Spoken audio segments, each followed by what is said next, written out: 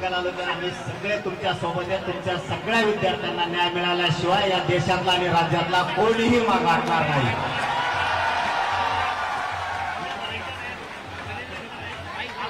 Sir कह रहे कि इस आंदोलन को आगे बढ़ाने के लिए सर पूरा सपोर्ट करेंगे, जहां जहां जरूरत पड़ेगी सर वहां खुद आगे आएंगे. आपल्या देशातल्या विद्यार्थ्यांना न्याय मिळावा म्हणून हे सरकार म्हणजे ज्या भाजपचं सरकार प्रत्येक वेळेस गोरगरीब लोकांच्या लेकरावरती काढून बुजून अन्याय करत आहे. जर या पुढच्या काळात कधी सरकारकडून जर आता हल्ला विद्यार्थ्यांवरती करण्याचा प्रयोग जर सरकारने केला, यांचं महाराष्ट्रासह राज्यात फिरणं पूर्ण बंद होणार आणि यांचा माद उतरवल्याशिवाय आम्ही शांत बसणार नाही. सर ने जो कहा है वो ये कि ये जो सरकार है, बीजेपी की जो सरकार है, वो बस गरीबों के बच्चों के ऊपर हमला करती है.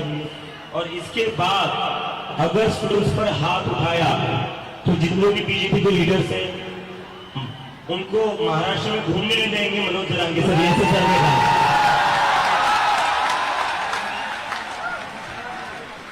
अरे सगळं मेळच सांगायला, मी मराठीत बोलायला होते, हिंदी सांगायला.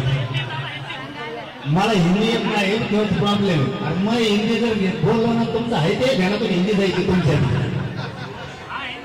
नको व्हायला मात्रच नव्हतं. मी फक्त शेवटचा वाक्यात सांगतो,